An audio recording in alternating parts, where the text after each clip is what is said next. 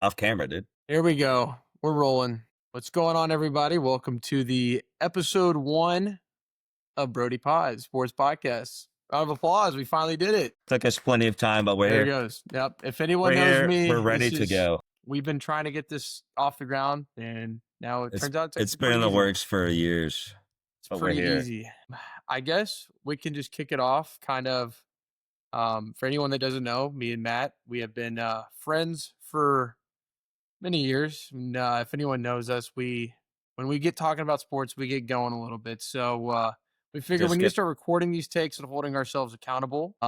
Because we right now will go back and backtrack. So this is just our way of holding each other accountable to what we say. And there's probably going to be some wrong takes, probably going to be some egregious takes, probably going to be some very right takes as we recap. Probably on my side is. What was that? More so on my side for the right takes, but we'll see. It's probably going to be very argumentative on this journey, and as it should be. Yeah, we will be at each other's throats multiple times. Yeah, we shouldn't be agreeing. That's for sure. Yeah. All right, so we can go ahead and get into it.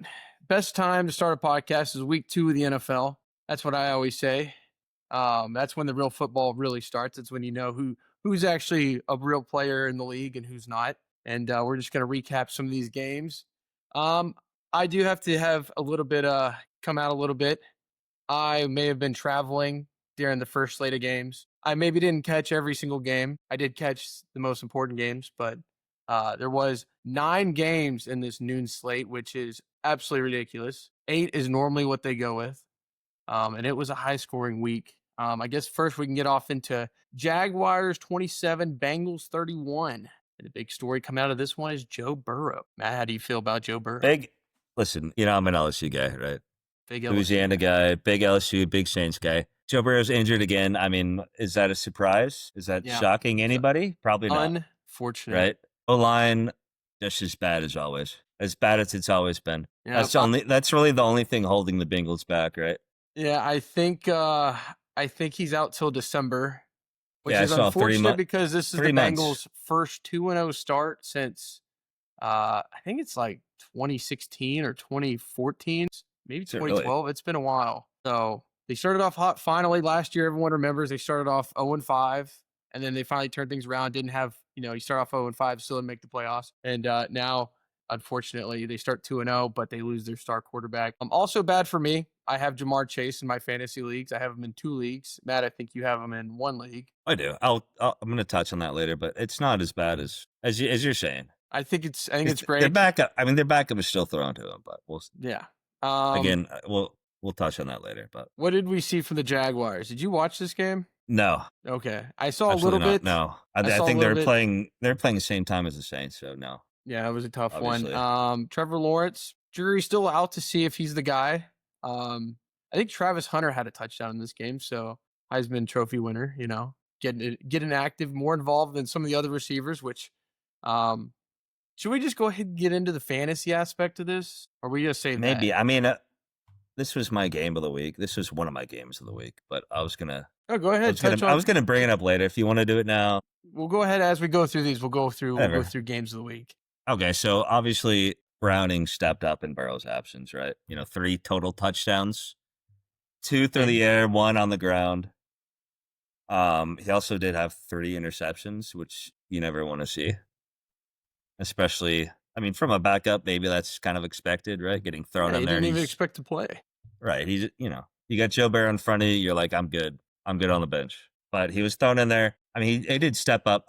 Obviously, 3 interceptions isn't what you want. I'm sure they're gonna clean that up this week. But he did have 2 passing, 1 rushing. Obviously, he was using Jamar Chase a lot, right? Jamar Chase had 14 catches for 165 and a touchdown. So obviously, it doesn't matter, like fantasy wise. It doesn't matter who's throwing him the ball. He's catching it and he's going to score. You know who it does matter? Brian Thomas on the other side on the Jaguars. I was about to get into that actually. I have beef with Brian Thomas. I drafted him in my fantasy leagues, and there's been 2 weeks of business decisions. Yeah, so did I. I mean, you got to start him. You have to, right? Maybe if you don't want to, you kind of just for the upside at least. But yeah, he did really good last year. I just don't know what What's going on there? I think I Trevor don't Lawrence know. has been throwing him a couple hospital passes, so he's just a little more Yeah, you're not. fragile. He doesn't want to get involved too much with No, it, but yeah, he's definitely a little wary in that area, but he had 4 catches on 12 targets, which is absolutely egregious. You never want to see that ever for your best receiver. That's maybe it's horrific.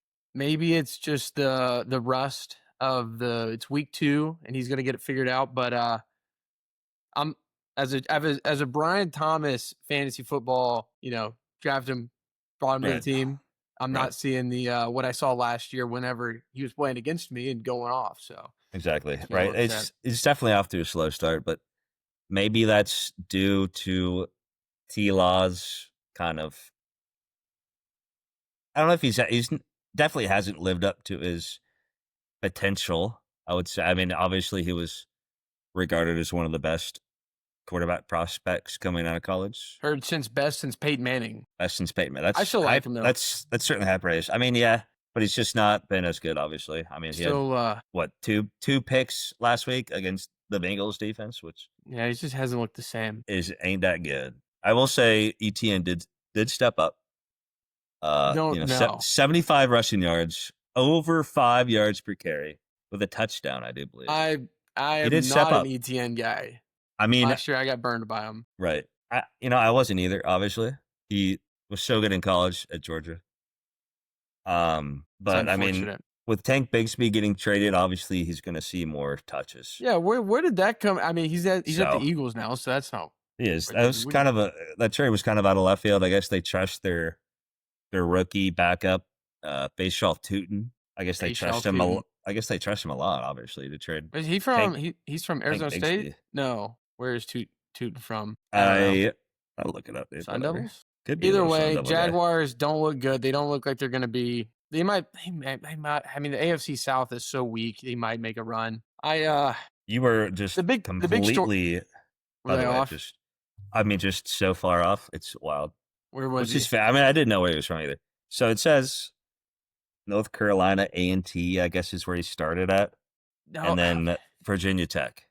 Virginia Tech. Okay, that's from. because he still has his collegiate picture in ESPN. So that's I knew Right. he So was, it's still a decent school. I was way off. But He's pretty good this week, I will say. big storyline He's that came out of this good was player. Joe Burrow's injury. That definitely sucks for the Bengals. Probably not going to be. Who knows what they're going to look like even in December now. So if I was a Bengals fan, it might be time to find something else to. I don't know. Maybe Jake Browning. Maybe he holds the. Maybe he duct tape and glue holds it together until then. If you can cut down on those 3 interceptions he threw, they might have a chance. But Well, we'll see. so next up, my game of the week, my favorite game. There you go. I will speak for all Cowboys fans here. We had Big Giants Cowboys guy. 37, Cowboys 40, and an overtime thriller. I thought Russell Wilson was about to actually cook us. And we He was actually were cooking. watching this game. We were watching this game together. What was my reaction whenever the Giants scored? I was just like, this is the Cowboys, I mean, honestly, you didn't really have. I mean, I am partial. As I'm not a fan of either team, but I thought that was a crazy touchdown. But I guess you're kind of used to that. Yeah, I was So you expecting. didn't I fully react expected to as lose I the game. did. Whenever Malik Neighbors was streaking in the end zone, Yeah, I was I like, mean, that's this is just- over. That's just who he is. But the reason this is my game of the week and my X factor of the game, Brandon Aubrey, actually probably the best player on the Cowboys. Actually, I will say he is the best player on the Cowboys. Stone Cold comes in, hits a 64-yarder to send it to OT. And then in OT, I thought this game was going to end in a tie once it went to overtime because it just seemed like nobody wanted to move the ball. Honestly, I didn't think the Cowboys were going to tie it up, if I want to be completely honest. I thought that was. I knew that. I thought it was all she wrote. I thought that was the dagger. Dak Prescott, I think, won 9 times. Actually, it's like 12 or 14 times. It's up to 14 now with this win. It's up to 14. 14 in a row against the Giants. So if Dak's playing the Giants, somehow he's going to pull it off. It might just take a kicker with a rocket strapped to his leg to do it. Right. I don't know what else did we see from there. Oh, CeeDee Lamb. What happened to him? I didn't see him at the end of the fourth quarter or at overtime. Did he just piss Dak Prescott off or something, or what's up? I mean, that's another guy that's on my fantasy team. I was like, oh, we're going to overtime. I'll get more points. Absolutely nowhere to be seen. To be fair, they have George Pickens. who's Yeah, it was I mean nice to see they're George Pickens get a they touchdown. they're But probably they're arguably the best wide receiver duo in the league. And finally he shows up this week. yeah, I think that his first touchdown with the Cowboys. I think it was. I don't think he Yeah, had one last week. so that's So good. The Cowboys win. I still have my expectations all the way at the ground for the Cowboys, but yeah, you gotta temper them. we probably just won't be last in the division now. It's still tough. I don't think we'll be. I actually was looking at this. We have like what were the odds? Oh, we have some type of odds to get into the playoffs, but then it's nothing after that. I mean, with Oh no. Washington and the Eagles That's in the tough. division, I'm for anyone that Commanders look I like am they a struggled realistic this. Cowboys fan. I'm not gonna. I don't think Matt's ever heard the words come out of my mouth. This is our year. Maybe Darren, whenever we got wiped out by the Packers at home, that was probably the turning point for me. But then Yeah, that whole Micah he trade that hasn't happened. yeah, he's realistic. He's not gonna go out of Someone say I'm even bounds a with his Cowboys hater, takes. but I it mean, is my team, so I have to root for them at the end of the day. Glad we got the win. to be We fair, have, that's I what think, they've done to you, right? just a quick They've look. turned you against them. Yeah, I just can't get excited till I see any type of playoff success. I've grown up. Actually, the year before I was born was the last Super Bowl, so I've never seen any type of success from the Cowboys. The Cowboys and the Browns are pretty much the same franchise to me my whole life. Maybe not the Browns. Browns went 0-16. We never went 0-16, but we've been close. There was a year we won like 4 games or something. Tough take there. I can relate. We'll see what happens with the Cowboys moving forward. But we got to play the Eagles again. We got to play the Commanders twice. Got a tough schedule. We'll see. Next game was Bears-Lions, one that I didn't watch, but I wish I would have because I was playing against Amon-Ra St. Brown in all of my leagues. Maybe you didn't want to watch it. Pretty much got worked. I didn't watch this game. I did see the final score, and I did see Dan Campbell's post-game press conference and Ben Johnson's post-game press conferences. They were asking Dan about running up the score. And he's like, listen, we didn't play good against the Packers last week. He's like, I was making sure our boys were locked in.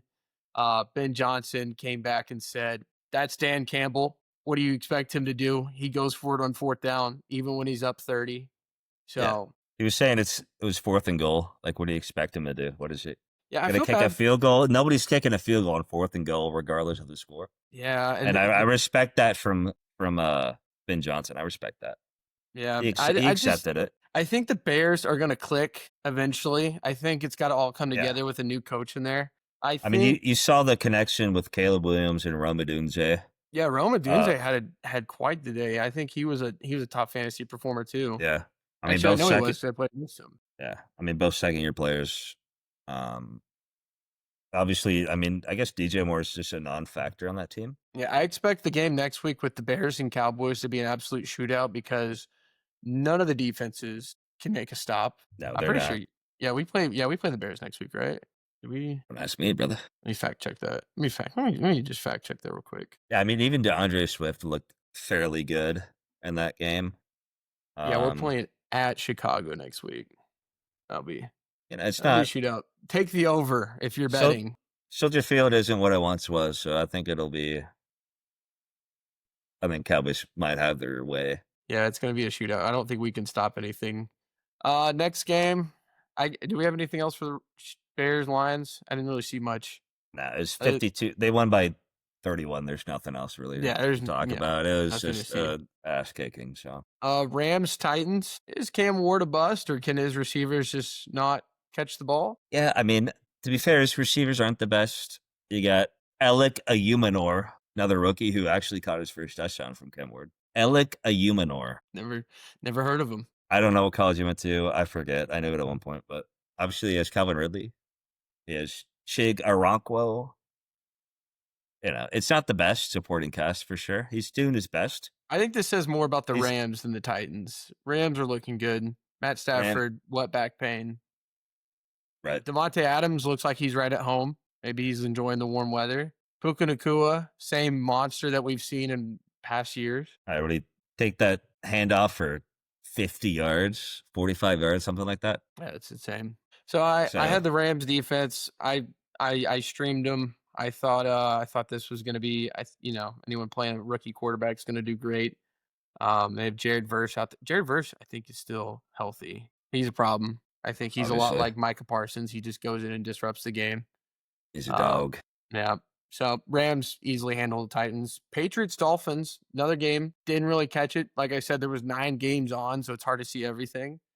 Right. From what I saw of this, it looked like Tyreek Hill was kind of back. I know he's had that little bit of scuffle with the Dolphins recently. Still Right. trying to get out of there. Did you see, I think it was this past week, this clip of him with a reporter asking him about why he hasn't had a 30-yard or longer reception Oh yeah. And they were in saying a year? was it? They were saying because it was the quarterback play, like Tua just can't get the Something ball like or that. something. And he was pissed by that. But this game he had, how far was it? 49? He had a crazy long, it was way over 30 yards. From what I saw the stat line, Drake May looked decent. But none of these teams are on my my radar to be make a deep run in the playoffs. So also little funny clip was Antonio Gibson returning that kickoff for a touchdown, and you can see Mike Vrabel running alongside him on the sideline. Obviously, he's a lot slower.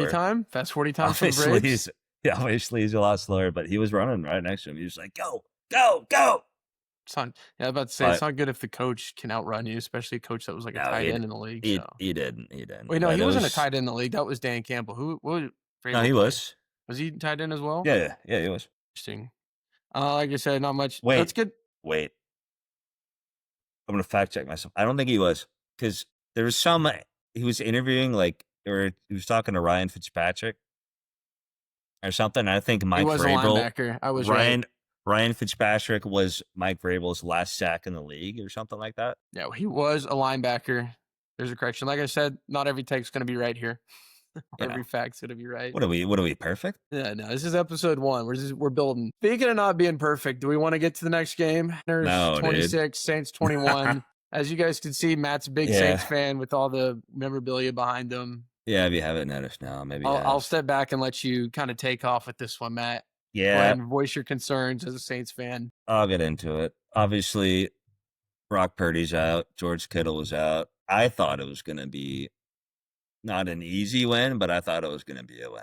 Right? I even put money on it with one of my coworkers. I was like $10. They're winning. Right? They're out. They're starting quarterback, and they're out. They're out. George Kittle, one of their top 3 tight ends. They're coming to the dome. They're done. Right? But little did I know, Big Mac Jones. He showed up, man, and he played his ass off. I don't even think he played that well in New England, but I guess with Kyle Shanahan and his offensive scheme, even without George Kittle, he was thrown to the backup tight ends for the Niners. Guys I've never even heard of. He was just thrown to them. They were scoring. Yeah, I was going to say, did Juwan Jennings even play in this game? He did. He had a touchdown. He had a 50-yard touchdown.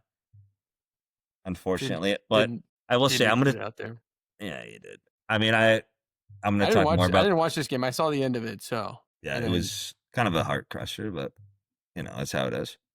I was gonna talk about kind of the X factors. Obviously, Mac Jones for the Niners, but for the Saints, Paul Granderson. I think this is a great thing for the Saints, man. You guys started off 2-0 last year, super hot, and now you start off 0-2 this year, not looking the best. Yeah. If opposites attract, you guys are going to be, right there on a playoff run. No, I will say we're 0-2, but I mean we're a rebuilding team. Obviously, losing to the Saints a little bit. No, obviously losing to the Cardinals isn't a great thing, but there are miscues in that game. Drop pass in the end zone, missed field goal. The missed field goal was not tough. Awful, right? Again, in this game, miscues. Olave dropped the pass in the end zone. Groupie missed another field goal.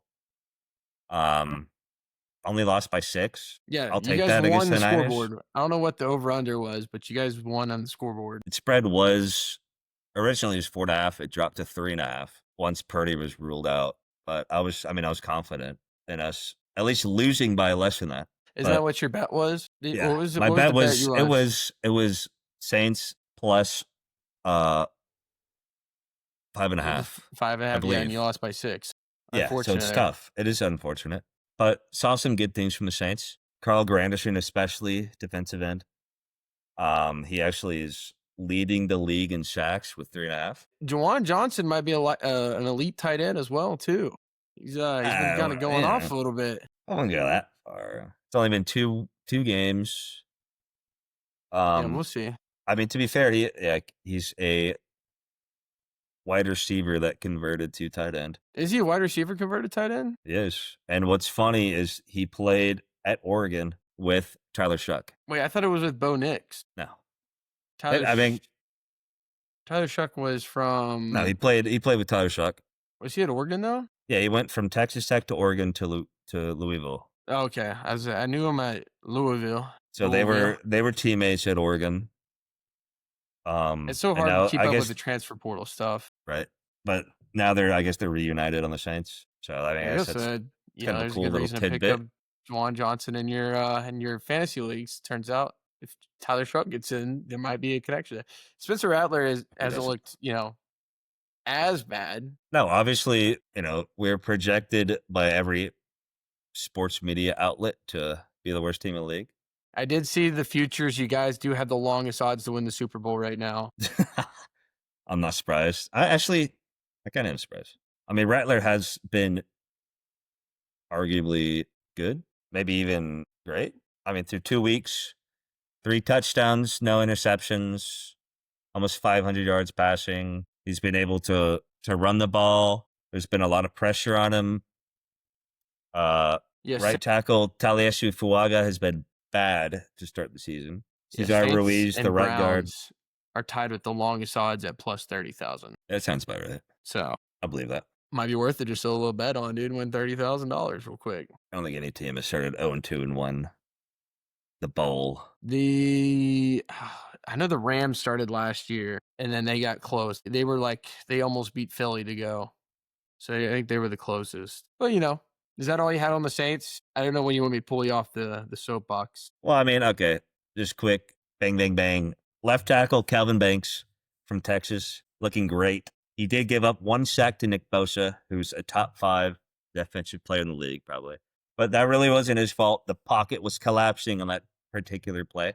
Nick Bosa, he didn't pull out any power move, rush move, swim move, club, whatever, bull rush. He didn't beat him. He just got lucky with Rattler stepping up with the pocket collapsing on him. He stepped up. He kind of got lucked into a sack.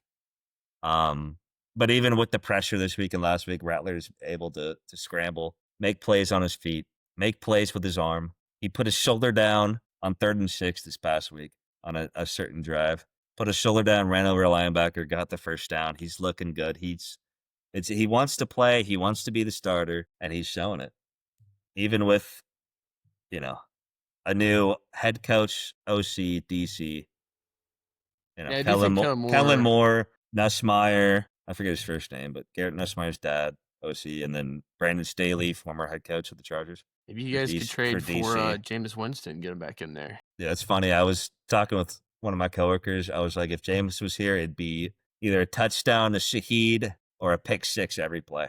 At least it's exciting. He'd be slanging it. Yeah. Well, I mean, Rattlers look good though. I don't want to change it up. Someone say that I heard that the Bengals should trade for Jameis, which I don't hate. I mean, Browning kind of looked like Jameis with his 3 interceptions and 3 touchdowns. So. Maybe they have Jameis then. They have their white version of Jameis, I guess. Okay, so we'll move on. That's probably the longest segment of podcast of anybody is doing on the Saints. Dude, come on. I love them, dude. Yeah. I could talk about them all day. We'll move to Bills Jets. Not much to talk about this game. Bills are good. Jets, kind of. Bills 30, Jets 10. Josh Allen owns the Jets. I think. Is there anything else? Are we missing anything? I had this game on in like the corner, like YouTube TV. You can do four games wide. I had this one in just like a minimized version. I was like, I really don't need to keep up with this game. I kind of already know. This is one you just have to glance at. Yeah, just see what the final score is. Pretty much.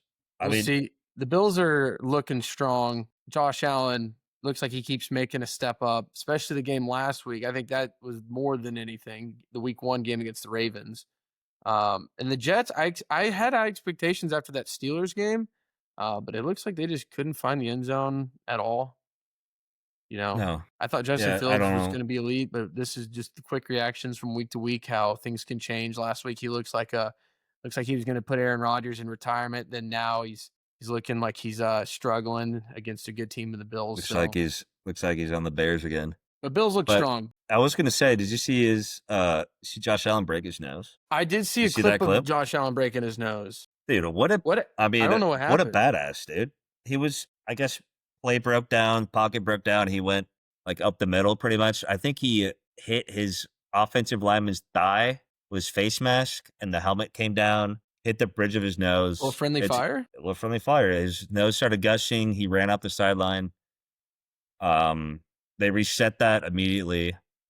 Like Mitch Trubisky only had one play, which he threw a 29-yard completion. It seems like Trubisky's found a home Yeah, in Buffalo.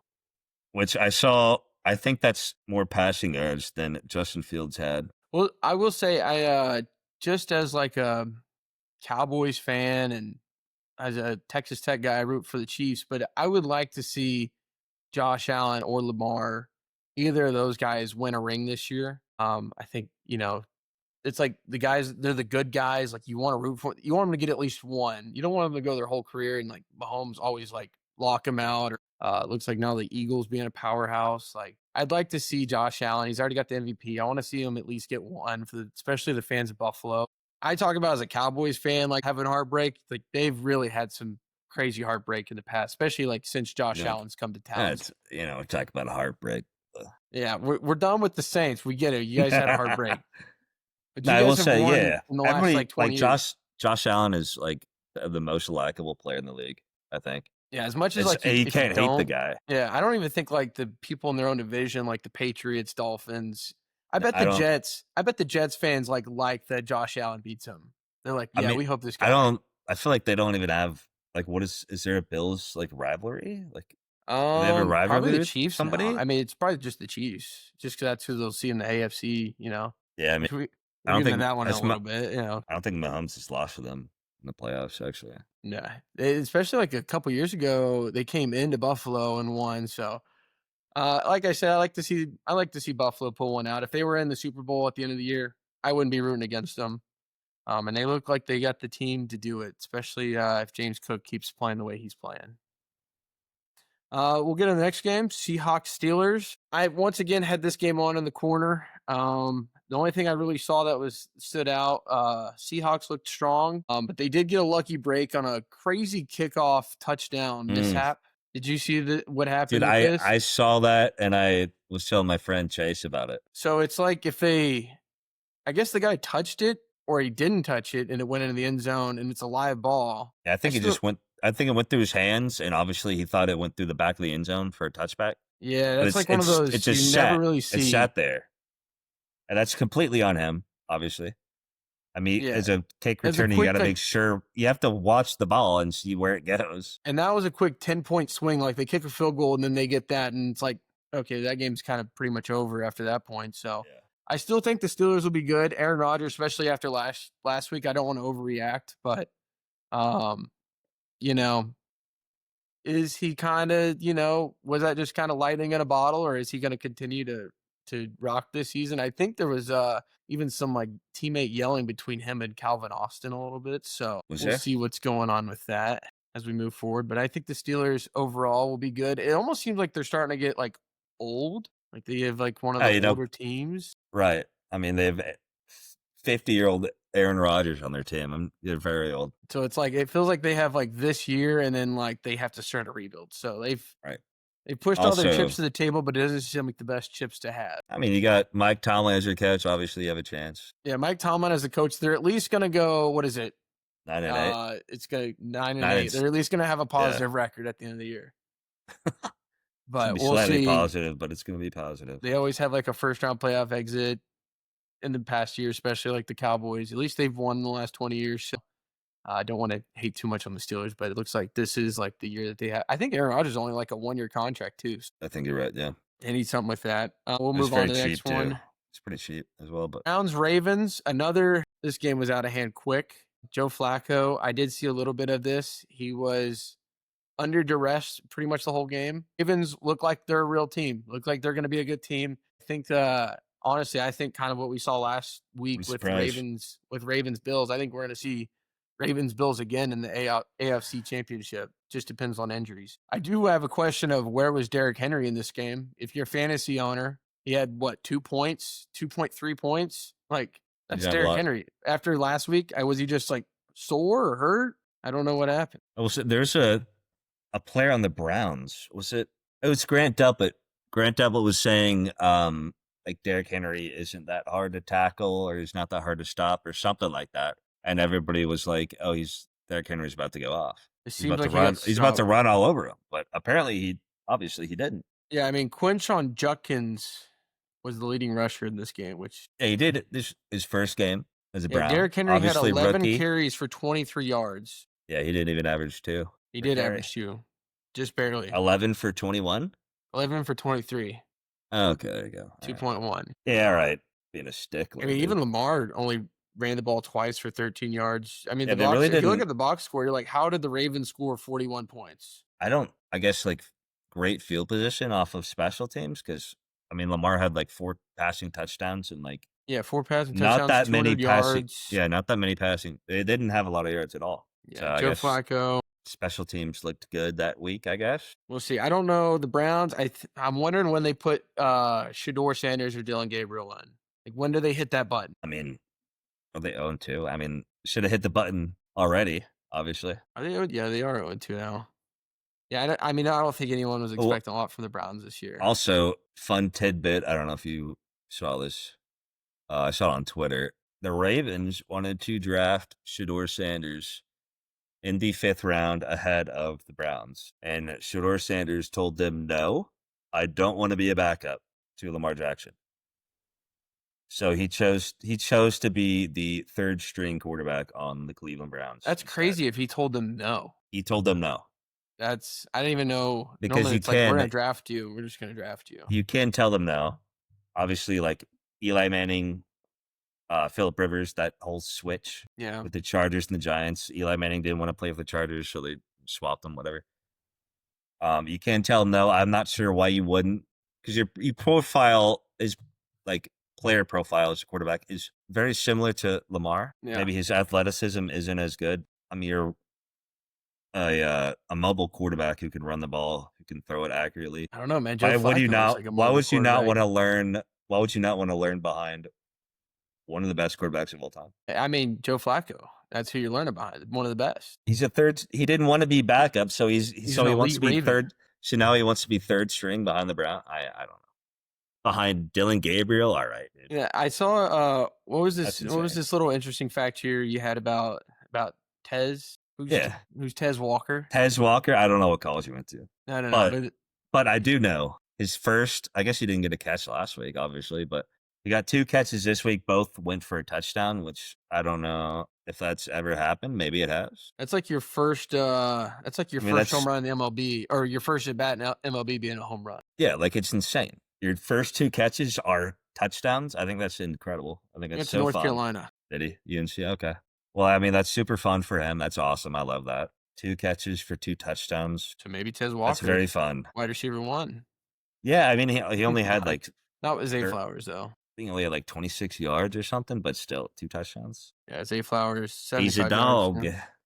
DeAndre Hopkins continues to, I guess, 2 catches for 64 yards. He was. Yeah, he He did seems like have. a downhill threat or something. I think his touchdown catch was like 50 yards or something like that. It was crazy long. But yeah, that was kind of it. I mean, like I said, that game was out of hand quickly. Kind of just turned it off. And then we got to the afternoon games. So that was the last of the noon games. So afternoon games. First one, Broncos, Colts. And the question is Daniel Jones elite, or as you've now brought to my attention, his nickname, Indiana Jones. Indiana Jones. I like him as someone that had Joe Burrow on their fantasy team. I'm looking to possibly pick up a Daniel Jones in one of my leagues. I don't see why you wouldn't, especially think- against a Broncos defense that was like number 1 last year. Yeah. But Pat- I thought this game was going to be over pretty quickly. I thought the Broncos were going to handle them, and then all of Yeah. a sudden, I turned back. So I was switching between games. I see Daniel Jones had brought him back, and that they were trying to kick it. And then, did you see the whole thing with the kicking that happened? Yeah, So it was with the game winner. Yeah, but it was like he missed it the first time, and then they call leverage, which I guess Yeah, he is was- when you put he your touched- hand on the back of another player to lift up and get higher to block a kick. Is that what it was? Yeah, so it's like Okay, you I can't. thought he just lined up over the center, which also you can't do. Yeah, but- that's. I mean, yeah, you can't do that. But like this was like it's almost like he was trying to catapult himself. He like put his hand on like the guy next to the center, or maybe Right. it was the center. To try to block it. Yeah, and so Yeah, it looked like it didn't even matter because the kick was still missed, but then they get another shot to kick, and it's like a 15-yard penalty on top of that.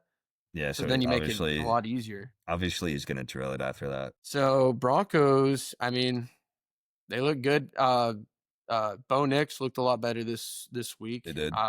Three touchdowns, 1 interception, but granted, all his touchdowns were like on like the inside the 10-yard line, so wasn't crazy passing touchdowns. But he's got to get there first. Also, I'm expecting him to use his legs a lot more. But I mean, Daniel Jones, he's got the Colts at 2-0. They're looking good now. I don't know. Yeah, that just goes to show you what happens when you have a competent O-line. I don't know if it's just because he went to Duke, but him in like the Colts jersey looks a lot better than him in the Giants jersey. He kind of looks like colors, brother. But he kind of looks like Peyton Manning a little bit too. Oh, okay. He's kind of got that build, like a Peyton Manning build. Let's not get. Can we overreact? Can we say Daniel Jones is Peyton Manning? He's Peyton Manning with probably a 4-second faster 40. He also spent a year last year in Minnesota, so I think spending time with Kevin O'Connell, like Kevin O'Connell just seems like he's a quarterback whisperer. Maybe not. Really? He's got JJ McCarthy now. He's maybe not. We'll see. His first game, last night was popped off.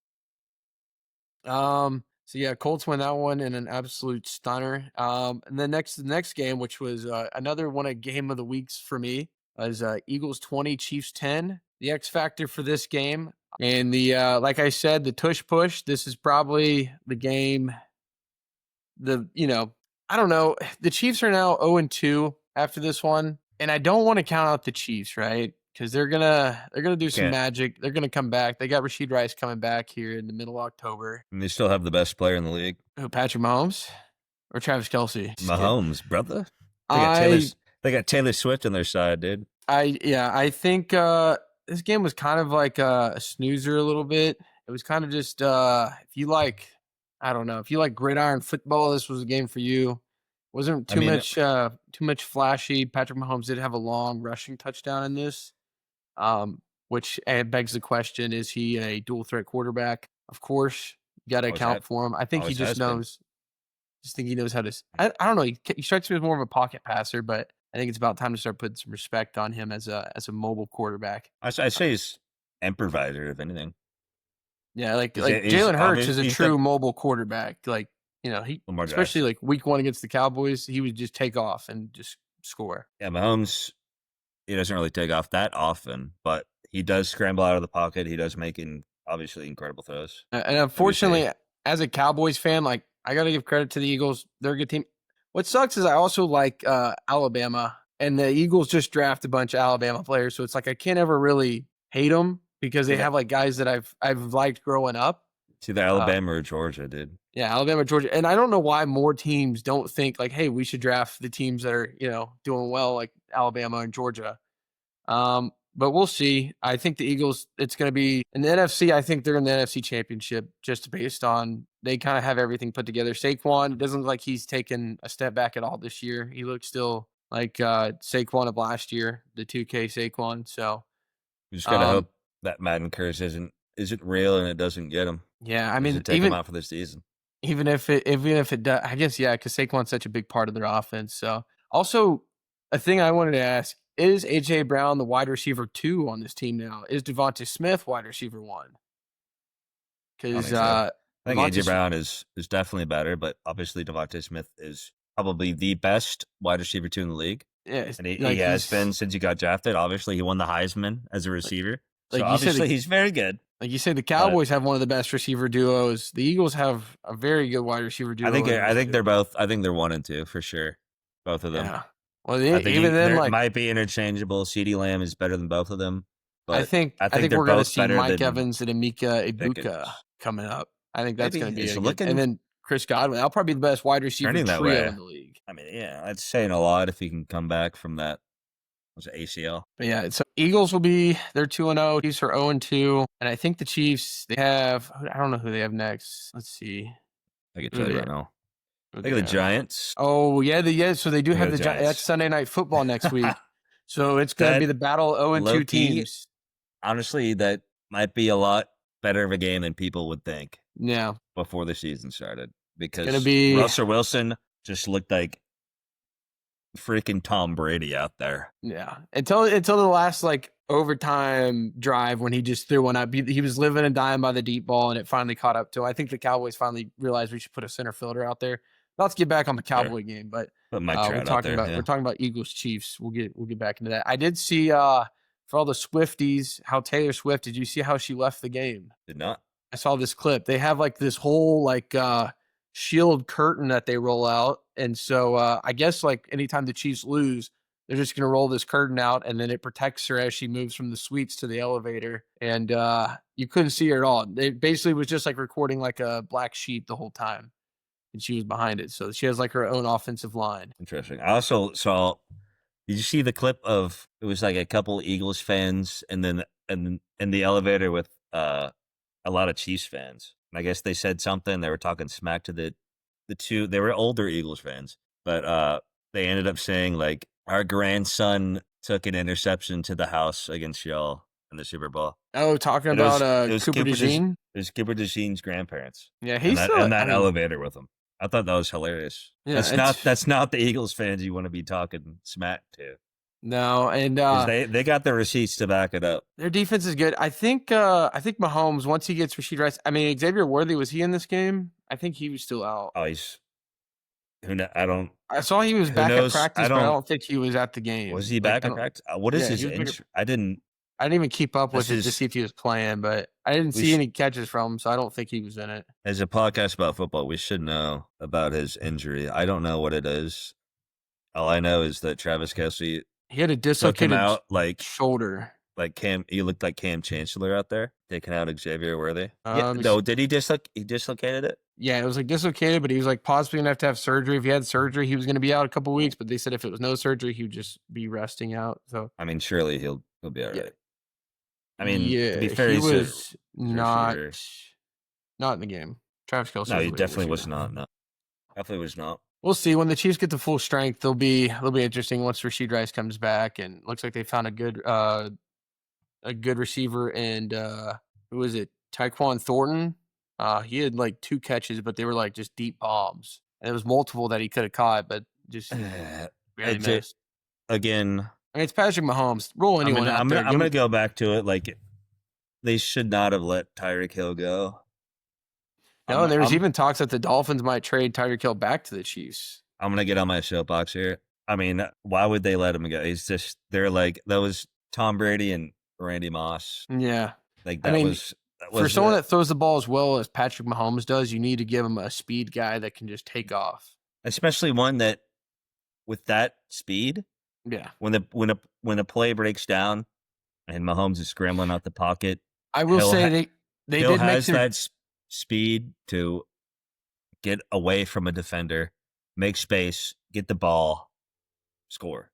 I mean, he had 200 yards in a quarter. But it was a good trade because they ended up getting their like 4 DBs out of that from all the picks, and they built their defense up and had like because their defense, like even me and one of our other buddies, Chase, were sitting there trying to figure out like if the Chiefs were sending everybody or if they were sending nobody. We would get it wrong every time. Like their defense is really good. It's just the Eagles are that much better. So we'll see. I think the Chiefs will be okay in the long run. More valuable, dude. Yeah. Than any other. They sent their best DB away to Tennessee.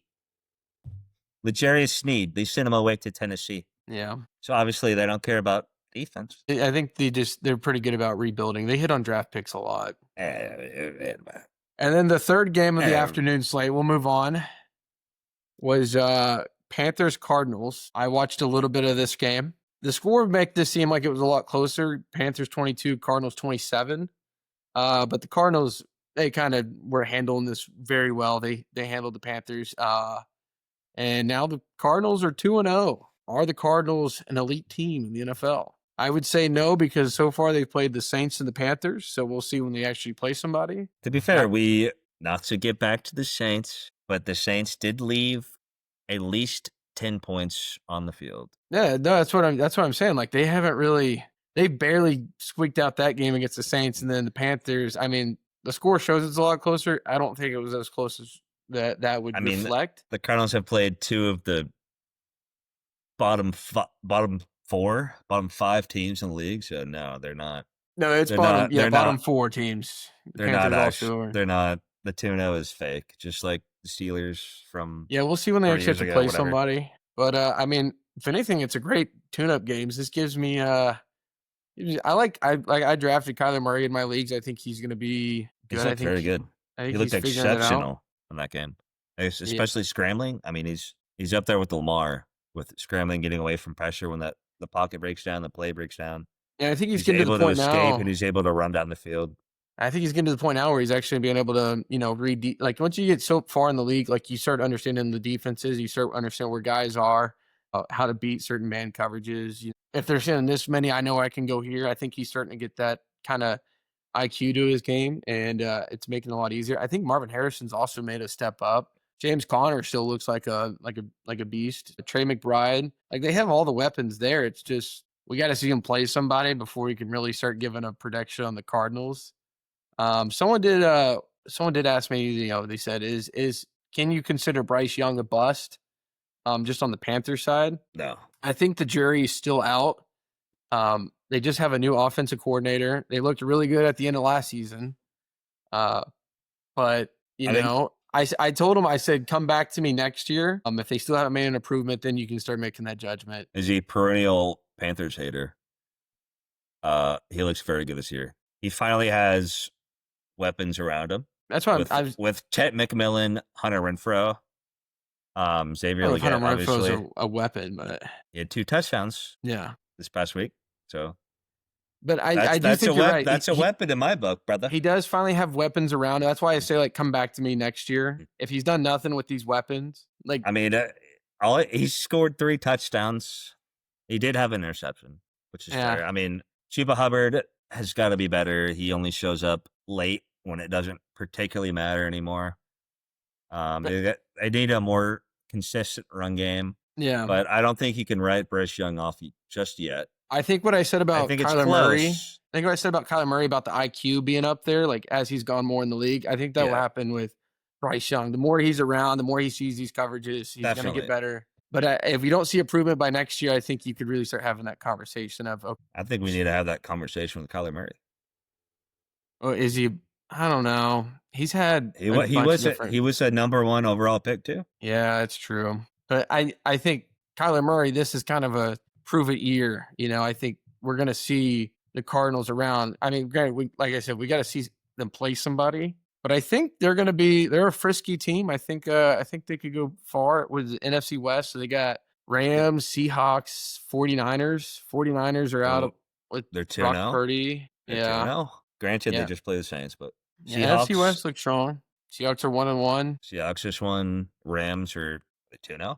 Rams are 2-0. Tough division once again, like it is every year, pretty much. Yeah, I think that would be a real shootout. The X factor, I think, for Kyler Murray will be Call of Duty 7. Yeah, 7 that is coming out. And I think it's not going to be as good this year, so I think Kyler Murray is going to be right on track. I don't think he's going to care about Call of Duty. We'll see. It looked kind of decent to me, but we'll see what he. Let's see. Quick glance at who they have next week. So they have 49ers next week, and they're in San Francisco. So I mean, Brock is questionable for that game as well. He's not ruled out yet. But but at the 49ers defense, we should be able to see, I mean, Kyler Murray's going to play a competent defense that's seen him multiple times. So we'll see if there's been any improvement. Spencer Rattler just dropped 21 on their head. Yeah, So are they that good? You're just going to tie everything back to the Saints? Or is Spencer... It's relevant, brother. Yeah. We'll see. Is either the Niners defense isn't that good or Spencer Rattler is that guy. We'll see. But like I said, Panthers, I think they're good, kind of. They'll make a run. And the NFC South is such a... I don't know. I think it'll be... Shit show? Yeah, I think it will be Saints, Panthers, Falcons. You're going to win the division? No. I'm saying from Saints will be 4. Oh, appreciate that. Yeah, appreciate Panthers that. will be 3. No. No chance. No chance. Falcons 2, Bucks 1. Maybe. I think the Bucks are good this year. And then speaking of the Falcons. Yeah, speaking of the Falcons. Vikings. Falcons, Vikings. They bend the Vikings over their knee. Their defense absolutely smothered the This Vikings game offense. was a snooze fest. The score would make you think it wasn't. It was Falcons 22, Vikings 6. There was one touchdown in this game. If you're a defensive guy, If you're a defensive guy, you're gonna love this game. It was turnovers. If you like good defense, 4 and outs. you're gonna like this game. Actually, I would say the Falcons, it wasn't really 4 and outs. They actually have a new kicker. They sat Young Hoku and started a new guy. Romo. Young Way. They did start spelled. It's not spelled. It is how it is pronounced. You casual. Either way, their kicker, they benched him. Started a new guy. Was it Parker Romo? It was Tony Romo. They started at kicker. They started Tony Romo at kicker. Former Cowboys quarterback. Kicker. Who had 5 field goals. 5 for 5. I mean, Young Way's out of a job, right? Like, and the only teammate he knew was Bijan Robinson. Yeah. I saw the clip at the end. They were like, the only guy he knows is Bijan Robinson, which is fair. Which, if you asked me the same question about the Falcons, I'd probably answer the same thing. Like Bijan and Michael Penix is the only 2 guys I know. Oh, and Tyler Algier. Those are probably the only guys I know on the team. So I don't know. Vikings, they looked decent last week against the Bears, and then this week they put up a nice 6 points. I don't think it's bright, especially with the news that we just got today that JJ McCarthy is ruled out for 2 to 4 weeks with a high ankle sprain, and now Carson Wentz is coming in to take over. Like, if I'm a Vikings fan, I'm concerned, especially after last year and the magical run they went on. Honestly, I wouldn't really be. I think Carson Wentz is fairly good. I think he could be a starting quarterback in this league for somebody. He could be. I mean, again, going back in time, probably for the Saints, yeah. But going back in time with that Eagles team that he brought, he's the reason they made the playoffs when they won with Nick Foles, right? Yeah, but Nick Foles is the reason they won. Carson Wentz is the reason they made the playoffs. He was on a MVP run in the regular season. Tore his ACL, unfortunate, or else he would have certainly led them to a Super Bowl because Nick Foles is not that guy, right? So for fantasy purposes, for Justin Jefferson owners, I would not be worried at all. No, yeah, I think Carson Wentz can distribute the ball well. It's just, I don't know if I would trust Carson Wentz to run my team. Well, I mean, to be fair, they have JJ McCarthy, who I look at him as a rookie quarterback, even though he's been in the league for a year. But when he got hurt last year, he kind of had to sit out. Obviously, he is a rookie. Like, this is his first taste of the real NFL games and the speed and stuff. I think he looked good last week against Chicago. It's just this week, it seemed like he ran into a real problem with the Falcons. I think that's just how bad Chicago is. Listen to a rookie. I mean, he's a rookie. Listen to a rookie quarterback and then giving up 52. I know the Lions are obviously one of a top 5 team. Top 35 Dan team Campbell in the just league. gets his boys motivated to come play. I mean, they gave up 52, which is just absurd. But yeah, we'll see. Like I said, Vikings, you just got to hold water for 2 to 4 weeks till JJ McCarthy comes back. And then even what will he look like when he comes back after an ankle sprain? Got to make sure that's fully healthy. You can easily just sprain that shit again. So I really feel for the guy. Tore his ACL last year, out for the season. I do like it. Yeah, he's grown on me as well. Another injury. I do like. I mean, he looked. I didn't even see the play that he did it on. I didn't even watch the game. It must have been like that last sack fumble. He got like twisted backwards. And so I think that's maybe like where it happened. Cause he played pretty much the whole game. If he was hurt, he probably would have came out. So he's also a tough guy. So I think he'll be back probably 2 weeks. That's a tough injury. It could nag you for a while, but I was recap of week 2. Do we want to move into the fantasy or do we want to preview tonight's games as we're recording this? Where do you want to go with it? We can do a quick fantasy rundown. Yeah. This past week. Yeah. Yeah. So fantasy rundown. Very quick. Highs and lows. These are guys that either, outperformed or underperformed. Me and Matt probably played against these guys because it was a bad week of fantasy for both of us. If you had Amon-Ra, St. Brown on your team, kudos to you. You probably won this week. 40 points. Nice. Also, Jameson Williams owners, you were a little scared initially with the 0 targets, 0 catches. And then he pops off with 1 catch for 60 yards and then a 40-yard touchdown. So he didn't let you down. Yeah, He got you 18 points. That's what he is. He's a deep threat. He's a deep threat receiver. That's what he does. You're happy with that. Shocker fantasy scores. We're talking about the Lions who put up 52. I did see but going into Sunday Night Football, they said this was like the highest average points per game for like at least 10 games. I think after the Vikings Falcons game, I think that number drops crazy. But so the highest was back in. I actually took a note of this of what it was. Did you? Yeah. So look at you. Look at this little interesting fact here that they put in. This was on Sunday Night Football. Little tidbit from the fella. But so the highest average per game of points was 56 in 1963. What? Yeah, that's incredible. 1960. What were they doing back in 1963? Were they running spread offense or something? Hell no, they were running that rock. I'd love to see like the snapshot of what the scores were in 1963. He had an autogram. That might have been. He might have been earlier than that. It might have been a little earlier than that. I don't know. That's great. I thought that was like, I didn't realize, how high score of football it was back in 1960s. So that is wild. I knew this week was crazy. All right, back to fantasy. That was just my little nerd stat that I saw. Back to fantasy. JT, Jonathan Taylor, running back of the Colts, 30 points, around 150 yards, a tutty, receiving tutty. Obviously, he's going to do that. Insane. He's fully healthy.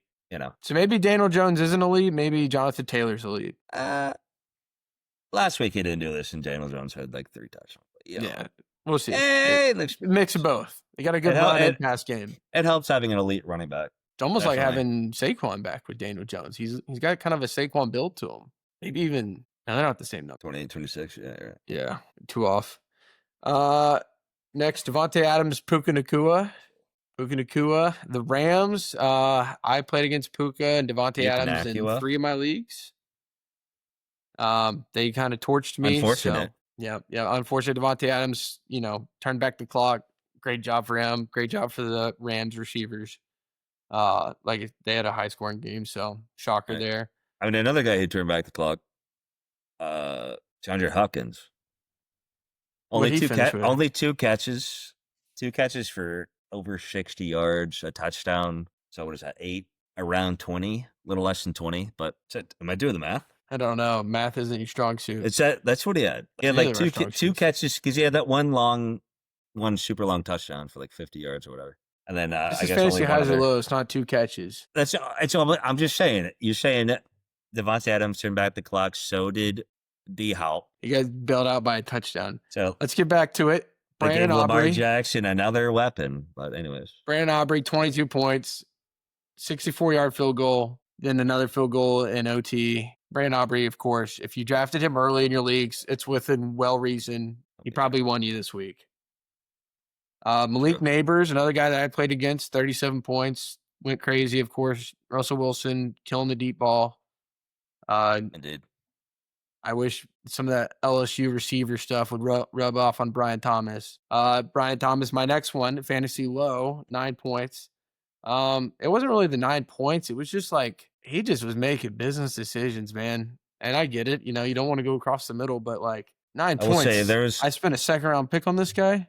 I mean, there's one clip I saw in the end zone. He's getting thrown the ball. He's got a receiver on it, or he's got a DB on him. He's got a DB coming at him, and he just decides to not even attempt, to make a play.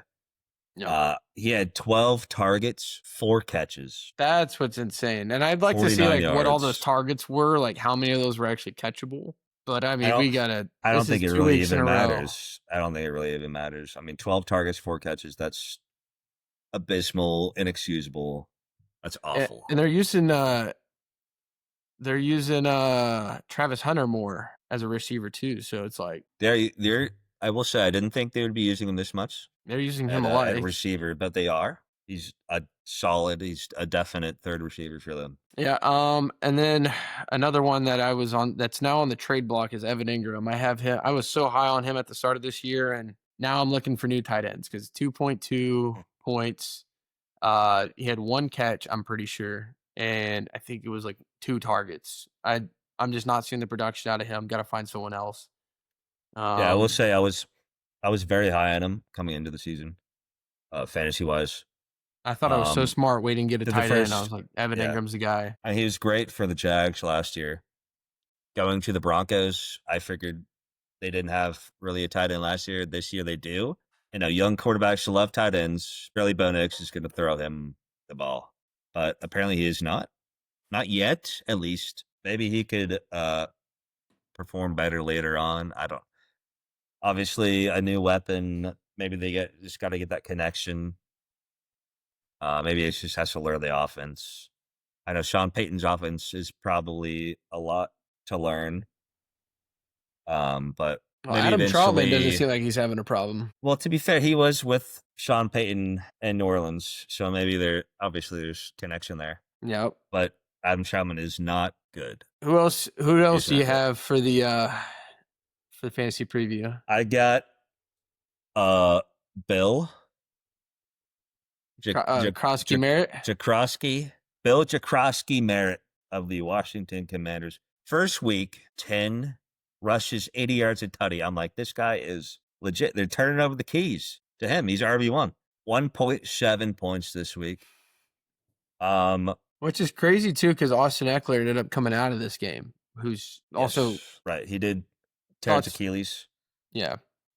Honestly, that's so sad. You hate to see that for any player. The Achilles is probably the worst injury I hate to see in pro sports. Yeah, especially at his age with his position, running back. He's not Adrian Peterson. He's not going to come back from that. An injury like that. Yeah, especially as a running back. He's probably going to hang up the cleats, which is unfortunate for him. Fortunate for Jakrosky Merritt owners, aka me. I have him 1.7 in my 3 leagues. 1.7 is not going to cut it, but hopefully, they give it to him. There's nobody else there.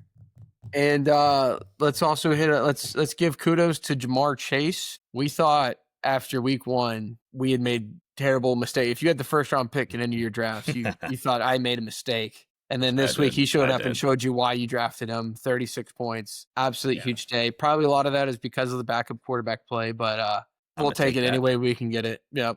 And I think that's going to continue with the backup because normally they'll go find the elite receivers. Also, another very unfortunate performance. Justin Fields, after week 1, he had north of 30 points, I believe, against the Steelers. So surely that got some of y'all. Got y'all's hopes up. You're like, let me pick this guy up. Let me start him on the waivers. What a sleeper. This guy's a league winner. Goes out there and drops just under 4 points. Not even 4 points, like 3.8. That's unfortunate. Something like that. It's kind of who he is. Maybe I think he got injured a little bit, but still, I think he'll be good. He played a lot of that game. That's insane. Maybe I'm just high because I watched the Steelers game, but I think he'll be good. He's got the running ability still, and it looks like his passing is improved even more. So if you're a Jets fan, you're optimistic, but that's just tough. And maybe it's just the Bills' defense is really, really good, and they know how to shut it down. They just were tackling Lamar Jackson last week, so then to go after Justin Fields makes it a little easier. Is that all we have for the fantasy preview? James Cook, 26 points. If you had James Cook, good for you. Christian McCaffrey. This was such a high scoring week. Fantasy, if you had any of these guys, you probably won. Or if you're like me, you played against all these guys and you lost. So I will say James Cook just got paid this offseason. I didn't, there are times where a player gets paid and the drop off happens. They kind of just say, let me sit back. I got my bag. I'm not going to give it my all, but James Cook is not that guy. Is that a shot at my beloved Cowboys and Ezekiel Elliott? Could be. It's crazy. No, James Cook, he's not taking a day off. All right, so next we'll move into a preview of tonight's games, which, if you don't know, we're recording this on Monday night. There's literally a game going on right now between Tampa Bay and Houston. It just started. Actually, it just hit halftime. Tampa Bay is up 14-10 against Houston. You got thoughts on this, Matt, on who you think is going to win this one? I like Tampa Bay a lot. I'm high on them to win the AFC South, or not the NFC South. But I think the Texans will be good as well. I just think Tampa Bay's a little bit better. Baker Mayfield looks like he's controlling the game pretty well. Yeah, I'm a Saints fan, but I'm also a Baker fan, even though he's in the same division. He's really revived his career since Cleveland. Also, I Obviously, have Mike Evans in my fantasy league, so I need him to go off. And it doesn't look like he's the wide receiver 1 anymore. It looks like they like the Emeka Ibuka guy. So yeah, that's tough. sneaky good draft pick if y'all got Thinking, him. yeah, if you Very good. just But finishing up fantasy talk, if you drafted him, you're looking great right now. Baker going from the Browns to the Panthers to the Rams, where he was there for like 2 days, and he had that comeback, Yeah, that game-winning Baker also just drive got for the paid too. Rams. So He did, and deservedly so. He looks like their best quarterback since Brady. Obviously, Winston wasn't it. Baker's very good, I will say. I think it was written off too early on the Browns. He really wasn't in a position to win games there. Yeah, Texans, CJ Stroud, very good rookie year. Last year, not so much. This year, it's kind of looking. they're still missing. Who's the receiver for them that got hurt last year? Yeah, Tank Dell. Tank He's, Dell. he's gonna miss this year as well. Oh, is he out the whole year already? Oh, Is that official? brother. I know he like destroyed his Oh, knee, brother. unfortunately. I'd be surprised if he ever played football again Damn. after that injury. That was one of the most egregious injuries I've ever seen. Yeah, I mean Houston's got a good defense. I think I'm gonna. We'll see how we go. What's your prediction? Who you got? I got Tampa Bay. I got Tampa Bay. Okay. I don't So want to have Tampa. I don't want to have Tampa Bay, but we're got agreement Tampa on Bay. that. Yeah, Texans are just not. Next They game, ain't it. which I got beef with the NFL for this one. The Chargers against the Raiders at 9 p.m. It's crazy for a Monday night game to have a 9 p.m. start. That seems like that game's not going to finish till midnight, which unfortunately I will be up watching. Because I have Vlad McConkey in my fantasy leagues. I'm also playing against Ashton Genty, so I'll be sweating that one out. I mean, I have Ashton Genty. I have Justin Herbert. I think after last week, it's hard to go against the Chargers, upsetting the Chiefs. But that's exactly probably when the Chargers are going to let you down. Raiders looked okay under who's your quarterback or who's their coach from Seattle. Why am I blanking on his name? Pete Carroll. Pete Carroll, who turned oldest 74 today. But yeah, today's his birthday. 74 today. Maybe I need to go with the Raiders then. We'll see. But I mean, they got Geno Smith. They got Brock Bowers. They got Ashton Genty. They drafted in the top 10. I mean, they got all the weapons there. So they do we'll have see. the weapons.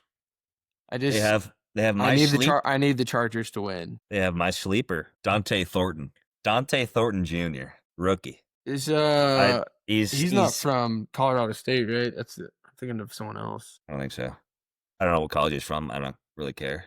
No. Right? As long as he's just your sleeper. Fantasy. But, I mean, he's 6'4". He ran in the 4.3s. Like, he's a dog. He should be a dog. They don't have – what's the other – they got Jacoby Myers at receiver? Yeah, Jacoby Myers. They got nothing. They got Brock Bowers. That's the only real legit receiving threat. The spread for that game is Chargers 3.5.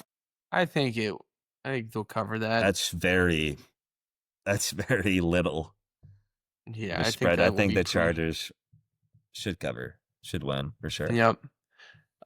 So we'll take a quick break and then we'll come back to preview week 3 of the NFL and we'll start there. Yeah. All right, and we are back to preview week 3. We're just coming up. We're gonna keep track of the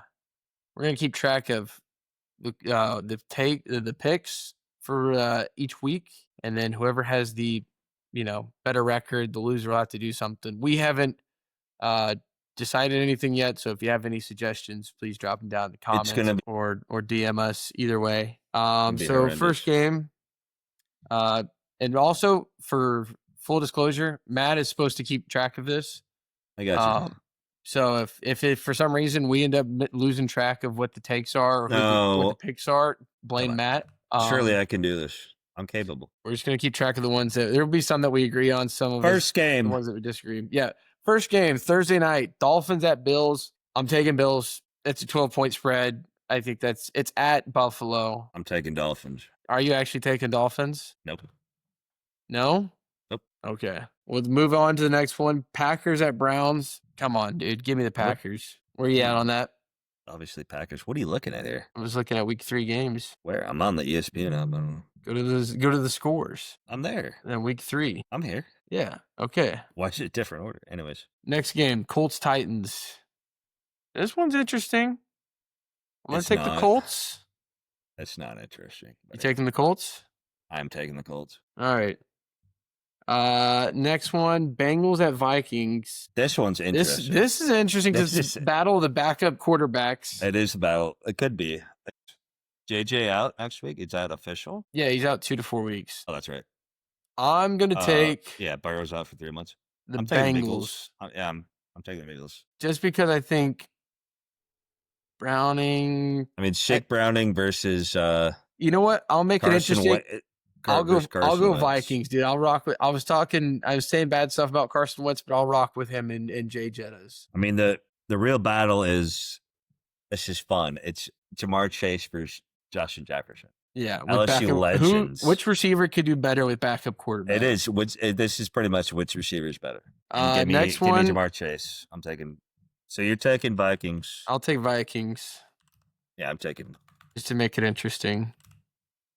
Steelers at Patriots. Yeah, we're taking Patriots. Actually, I'm taking Patriots. You're taking Patriots? Do you want to make it interesting? What's the spread? Is New England 1.5. Yeah, okay. Yeah, I really want to go with Aaron Rodgers here. I mean, they just lost to the Seahawks, brother. Yeah. He's about 68 years old. So. Yeah, I think I'm gonna have to lean Patriots. So, Rams Eagles. This is battle of the 2-0 teams. Yeah, I think one is spread is 3.5 for Philly. One is not like the other. This is a rematch of the NFC. Was it NFC Championship game last year? I think so. I think it was Rams Eagles in the snow. Am I casual? Yeah, it was in the snow last year. I don't deserve I don't deserve to be on a podcast. Looks like a clear skies. I still got to take the Eagles. I think Tush Push. It was not. It was the Commanders Eagles last year. No. For the NFC Championship. Oh yeah, it was. Yeah, but the Eagles beat the Rams in the divisional. Then I think that's right. So look, I mean, I'm taking the Eagles either way. Yeah, I'm taking Eagles here. Jets at Bucks. Give me the Bucks. Granted, as long as this game turns out how I think it is. Raiders at Raiders at Commanders. That's interesting because Jaden Daniels possibly hurt. Has some injury going on. He's uncertain. He is questionable. So I guess we don't have the luxury of knowing if he's going to play or not. I'm going to say he's playing, and I'm taking the Commanders. Yeah, I mean, if he's playing, I'm taking the Mantas. But who are you taking no matter what? If he's out, I'm taking the Raiders. Okay. Well, to be determined. So you're taking him you're taking the Commanders no matter what? Yeah, but you have to say who you're taking no matter what. Are you taking the Commanders or Raiders no matter what? No matter what? We have to look into a crystal ball. I think he's going to play next week. So we can't. Okay, yeah. That's tough, dude. Give me the Raiders, man. I'll take the Raiders. Fuck. All right. Frick it, dude. Falcons at Panthers. Falcons are favored 5.5. Yeah, I'm taking the Falcons. Give me the Falcons. Easily. Texans at Jags.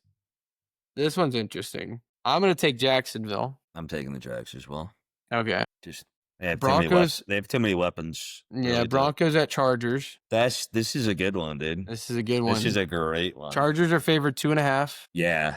I think Bo Nix is clicking. Really? I think they're gonna be upset after this last loss. Yeah. Give me the Broncos. Yeah, I'll go Chargers. Saints at Seahawks. I think automatically I have to go Seahawks no matter what. I think I'm just gonna always pick against the Saints. I mean, there's no way. I think the only game that Saints were favored in. Are you gonna rock with your team? Yes, I'm going. I already wrote it down. All right. I'm going Saints. Seahawks. That'll be interesting. They ain't nothing. They ain't nothing, brother. Cowboys at Bears. Yeah, right. Bears are actually favored 1.5. That's insane. Yeah, that's actually insane. I'm gonna rock with my team and the boys, but I definitely can see this being a shootout and we lose. I'm rocking. You rock with the Cowboys as well? Absolutely. Good me. Okay. Cardinals at 49ers. Dak's about to drop 50 on their down piece. Cardinals at 49ers. 49ers are favored 1.5. Give me the Cardinals. I think Kyler Murray's going to do it. It's a battle of the Saints losses. That You is said actually Cardinals? interesting. Yeah, I'm saying Cardinals. Well, I don't. It's Brock Purdy is at San questionable. Francisco. Yeah, Mac Jones looks. I don't know. The Saints defense is good. It is good, but Mac Jones looked exceptional, which is frightening. So maybe the Saints defense isn't as good as I think, but they got the leading sacker. You're at such a tough spot in this game. Who'd you take? Cardinals? I take Cardinals. Yeah, give me. But I have Kyler Murray and James Conner in a bunch of my leagues, so I'll go Niners, bro. I'll go Niners. Chiefs at Giants. Yeah, okay. I'm taking the Chiefs. I imagine you're taking Chiefs. Next. The leading rusher between these two teams, by the way, would you like to take a guess? Mahomes. It is Mahomes. Yeah. With 123 yards and 2 touchdowns. That's actually fucking insane. Yeah. And for a Russell Wilson's the leading passer. Yeah, I mean, he has 618 yards. He had 450 against your boys. Yeah. That's insane. And then Monday, that's actually this looks like it'll be a good game. Lions at Ravens. Ravens are favored 5.5. That's a crazy line. What is that line? But I mean, Lions 5.5 just put up 50. The Lions just put up 52, and the line is 5.5. I'm still gonna take the Ravens, but I don't think they win by 5.5. Where are you at, dude? After watching Quarterbacks on Netflix, haven't seen it. I'm a Jared Goff fanboy, dude. You taking the Lions? Give me the goofball, dude. I don't hate that. Give me the goofball. I mean, we're not doing spreads. All right, so 6 games. So that's actually more than I thought we were going to disagree on. I think it's going to be pretty chalk this next week, but we'll see. There's some good games. This actually is way more than I thought we were going to disagree. Yeah, I thought we were going to be on. We might just be disagreeing just to disagree. We'll see.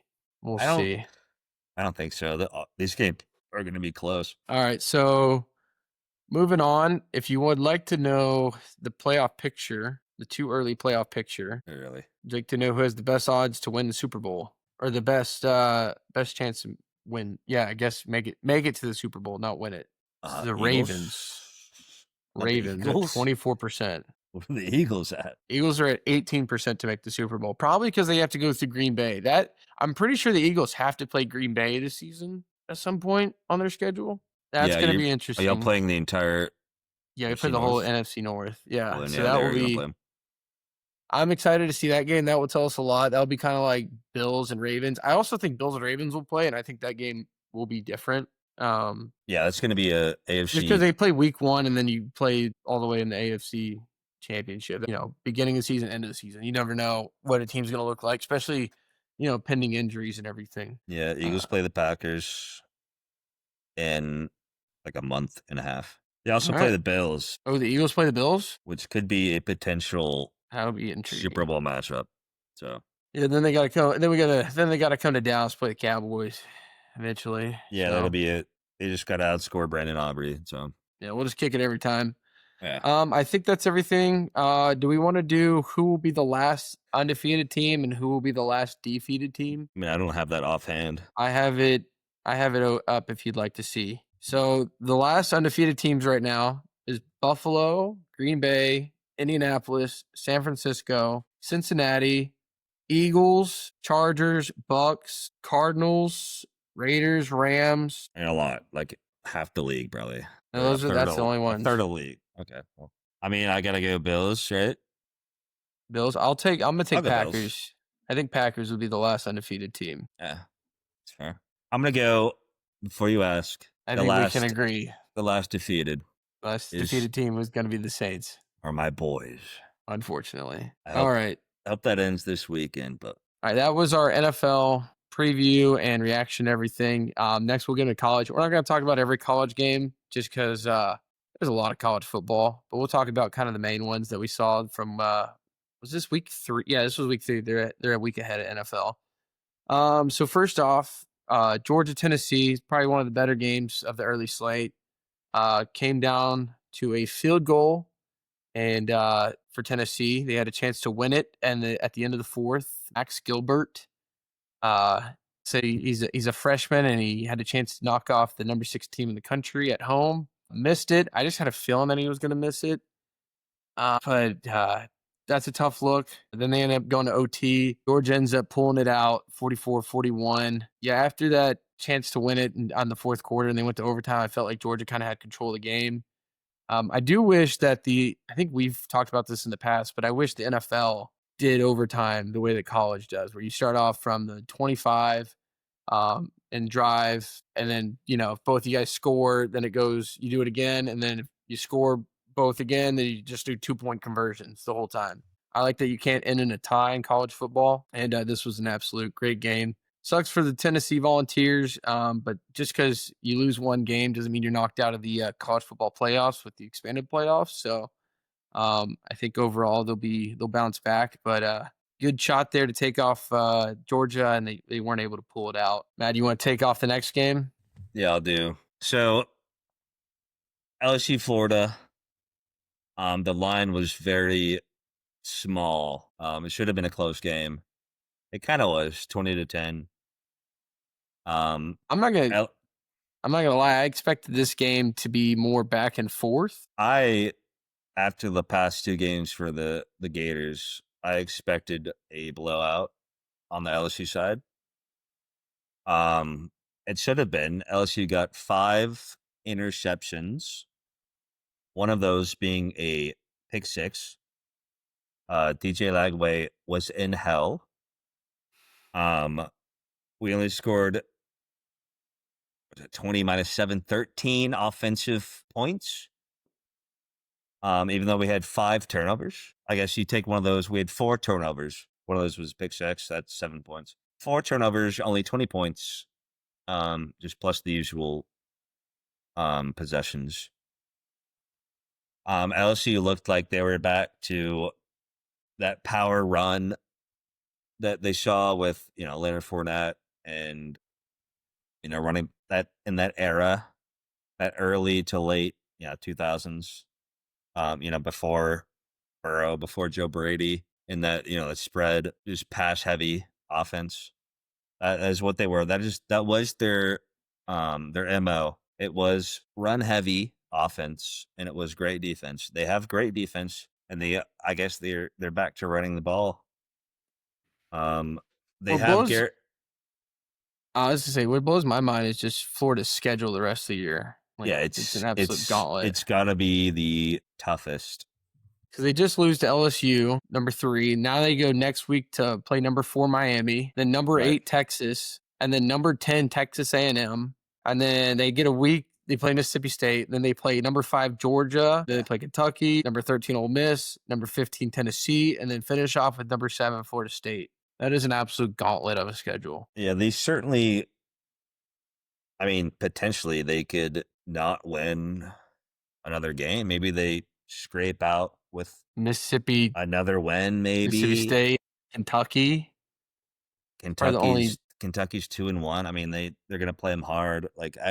It's tough, man. When your quarterback, he has more interceptions than touchdowns so far through 3 games. It's tough. That's great. Do you think Garrett Nussmeier, though, on the LSU side, do you think he's Heisman worthy? Preseason, I thought he was. I mean, especially with the receivers, the weapons that he has. Yeah, they all run like 4.4s or faster. It seems like LSU is like a wide receiver factory. Yeah, easily wide receiver. You got Jefferson, you got Chase, Brian Thomas, you got Neighbors, Jamar Chase, absolutely. Jamar Chase, yes, obviously, yeah. You got 4 of the best, 4 probably top 15, top 10 receivers, whatever.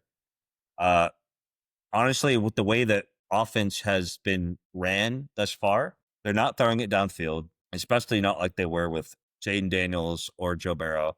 I don't know if they don't trust Garrett Nussmeier or what the deal is, but they're running like wide receiver screens, they're running short passes, and they're running power runs. They're just running the ball, which is fair. I mean, Caden Durham is a dog at running back, but I don't, for some reason, they're just not trusting Garrett Nussmeier with pushing the ball down the field, even though he was doing that last year. I think LSU has a real chance to make a run to the college football playoffs, especially with their schedule. I mean, they don't play Georgia this year. They do play Alabama, but I think they have a real shot to be a playoff team. Definitely, especially probably even get a bye if they keep winning. Especially with their defense. one guy I do want to mention. LSU? LSU. DJ Pickett, one of the most promising defensive players for LSU. He's 6'5", a 6'5" corner. That actually is insane. That's like That's unheard of. it's bigger than Jalen Ramsey. It's way bigger than Jalen Ramsey. That's like Tariq Woolen when she's like 6'3", 6'4", or something. But he had an interception. He's one of the most promising young players. There's been rumors of him wearing number 7 next year, which is obviously a very it's like, high up there. That's an honor to wear number 7 at LSU on the defensive side of the ball. Why is that? In the past, Grant Delpit, Patrick Peterson, Perkins this year, Tyrann Mathieu. Every year, whoever wears number 7 is like the best defensive player. That's the guy? That is the guy. I mean, Leonard Fournette wore number 7 when he was at LSU. But good one. He was the best player on that team. But, yeah, DJ Pickett, 6'5", got a pick. I mean, we'll see. LSU has a good schedule coming up, so we'll see where they're at. But they took care of business against Florida, and that was going to be an interesting game. Next, we'll move to Texas A&M Notre Dame. This game ended up being a lot better than I initially thought. I think in the first quarter there was were you watching this game, Matt? I was not. Okay. Yeah, because the LSU game was on at the same time. But there was a punt return block for a touchdown by Notre Dame. And when that happened, I was like, oh, go ahead and wrap this up. This game's done. Them ended up clawing back, scored 21 in the second quarter. And then that game ended up coming down to the wire to a game-winning touchdown, which was actually to their blocking tight end. And as a Texas Tech fan, I do not want to, say anything good about A&M. But they fought. They did a good job, especially going into to Notre Dame's house and pulling that game out. There was also a big injury scare during that game. I think they ended up having to pull out the stretcher, so hopefully that guy's okay. But seemed like their teammates really rallied around him and brought home the win. I think A&M, they move into 10 now in the standing in the AP poll. So A&M's looking good. They started off hot. Could possibly be another team we talk about when the playoffs roll around. Possibly. I know they normally let down, but the Texas A&M game at the end of the year is looking real nice. Also, piggybacking off of that, Notre Dame is still ranked, by the way. Notre Dame's still ranked. Yeah, but I mean, they lost. That was such a good game. Oh, yeah, they are 0-2 and they're still ranked. They're 0-2 and they're ranked 24th. And they're the only 0-2 team ever ranked in the top 25. It's actually a crazy stat. It's unbelievable. Every year I say this. They're ranked too highly. They think too highly of Notre Dame. I don't know what it is. Yeah, but their losses, they haven't won anything. When was the last time they won? I think they were in the national championship last year. Then they got clobbered. Yeah. I mean, it's crazy that they're in the ACC and every other sport except football. They're independent. So they're 0-2 and they're ranked 24th. That's just unbelievable, honestly. But, yeah. So we'll see. Notre Dame, I think they have an easy game next week. We'll see. But they got to turn things around. I like their coach a lot. They got 2-1 Purdue. 2-1 Purdue. So that will be a tough one. That could be a real test for them. Drew Brees alma mater. Moving on to the next one, probably game of the day. Clemson, Georgia Tech. Georgia Tech upsets Clemson. Number 12 Clemson. It was a good game. I thought at one point Clemson was going to run away with it, and then Georgia Tech came storming back and was able to win it. And I think it was a field goal to win it. Right? It was the fire drill field goal. Fire drill field goal. Dude, those with like 10 seconds, 12 seconds left. Those give me probably so much anxiety. Dude, it's like a new thing this year. He's got balls of steel. Yeah, running on the field, clock is ticking down, and he drills it for the win. Georgia Tech now 3-0, move up to 18. Finally ranked. They weren't ranked last week, so something to prove moving forward. I think actually one of the cool things in this game, there was a review that happened. Right? Did you watch this game at all, Matt? I did. Okay. Did you see the review that they did? The replay center listening. They did. I love that. I wish they did that for every review. Think that they should do this. Maybe not every review, like the ones that are obvious, but the ones that are like close calls on like. Dude, that was fantastic. It made me trust replay so much more. Just like when a challenge happens or anytime there's like a replay going on, like it was a bunch of like everyone kind of was in there, the replay center, and they were talking, saying like, okay, hey, this was a touchdown ruled on the field. It looks like he bobbled it. It was a touchdown in the back of the end zone. That was called a touchdown. Replay showed it. Looked like there was a bobble as he's going out of bounds and didn't control the ball. The replay came back and said, they were all talking. They brought in the official, said, hey, this is what we're seeing. This is what's going on. And they like, I have a clear angle that shows this wasn't a touchdown. But it was just nice as like, I think as like fans or people that watch these games, we don't really know like if there's people that are making competent decisions in the replay center. Like sometimes, I would love to see this. Like this would have been back in the day. Don't want to get back on the Cowboys soapbox, but when Dez caught it, kind of what was going through their head. I think for these like controversial calls, even if they don't show it in the live game, they should show like the replay center listening after the game so fans can understand a little bit more of like why this was called a certain way. I don't know if it's needed for everything. I think like there's some stuff that TV will show you and you're like, okay, yeah, that's obviously, a fumble, or that's obviously not a catch. But I just like that. That was the one big thing. Like, yeah, this was an upset, but I thought that was like the coolest part of the game. No, for sure. I was watching it with our friend Chase. It was awesome to see a little sneak peek behind the curtain to see how those reviews go down. All the different angles that highest level, how they talk about it with each other. There's multiple people.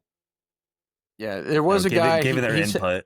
There was a guy that said it looks like he's fiddling with the ball, and I was like, that's such a very generic. Like that's how like normal people speak. I was like, okay, these are like normal people in the replay center. It's not just like people that think they're like football scholars or something. No, I love that. I wish obviously they can't do that every time. Yeah, and you I did enjoy that a lot. That was awesome. Haynes King played good this game. So I think Clemson's got a real struggle in their hands. I think what's their record now? 1-2. They have some fighting to do in the ACC. I mean, last year that we kind of wrote Clemson off and they came back and ended up winning the ACC. So it's not out of the realm of possibility with that conference, but I think Clemson is going to have probably more problems than they want. This was a game that they should have won. Yeah, they're probably out.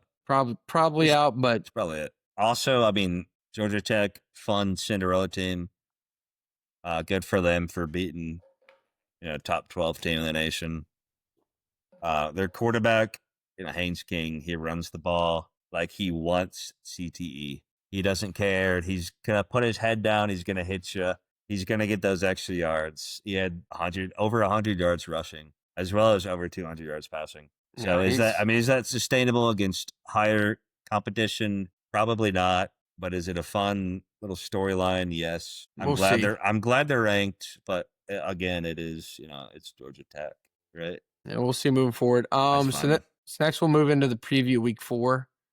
We just got kind of 4 games here that we got circled. Obviously, as 2 Texas Tech guys, there's a big one this week. Texas Tech, number 17, Texas Tech taking on Utah, number 16. That game, I think, will be probably to decide the Big 12. I think that game is going to be rocking and rolling. It's going to be the first real test we see for Texas Tech, who looks like they finally got a good team this year. Looks like the transfer portal and NIL has helped Texas Tech out a lot. But I do know if I've seen any Utah home games, that crowd will be rocking. And we're going to see a real test on the road for the Red Raiders. And I got high hopes because I want to go to a game this season. So I want them to be in the mix when I go. I'm still undecided on which game that is, but should be fun. You have any thoughts on that one, Matt? Yeah, I mean, Baron Morton, obviously having a hell of a season. He had over 460 yards passing last game. Yeah, that's crazy because I thought that game was going to be a trap game. Normally, like if you're a Texas Tech fan, like you win the games you're supposed to lose and lose the games you're supposed to win. And I thought that was just going to be Oregon State coming in and somehow sneaking one out, especially after the. Yeah, well, obviously, Baron Morton might be that guy. Obviously, he's slinging it against lesser competition. We'll see this week on the road. And I would like to see him get into the Heisman conversation. It feels like he's not getting much love in that right now. But I guess we'll know this week. if It's he tough. should be in that conversation. Yeah, it's tough to get there. I honestly, if I was asked to give 5 Heisman candidates, I don't even know who I'd pick. Yeah, I I like mean, this LSU quarterback. this year thus far has been crazy. Everyone's apparently high on Baylor's quarterback. Yeah, I mean, quarterbacks that we think were going to be good are not good. I don't think we're going to see like a Travis Cade, Hunter story. like Cade Klubnik from Clemson. People were having him like ranked super highly before the season. Obviously, he is not. Yeah, I think the Heisman He's not lived up to it. People were high on Love, the running back for Notre Dame too, and Yeah.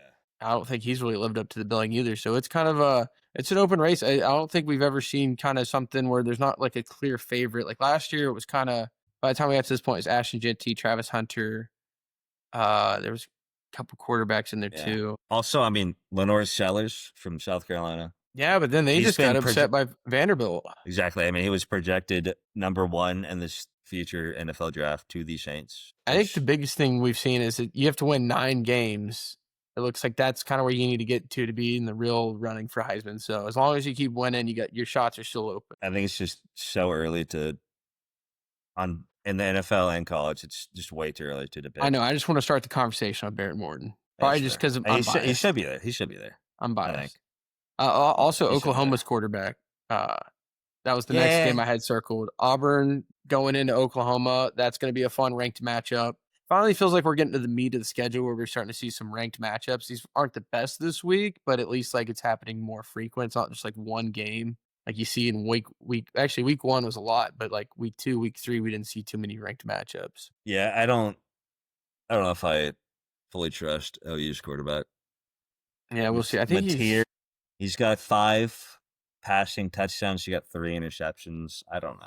Yeah, he looked really good a couple weeks ago. I didn't see the game. I didn't see the game this week. I mean, yeah, it wasn't worth watching. It was 42-3. Yeah, I think it was a blowout. Temple, but he did beat Michigan, and he did take down former LSU commit Bryce Underwood, who was Michigan's quarterback. Yep. So that was a big win for them. So we'll see how they do against some SEC SEC competition this week.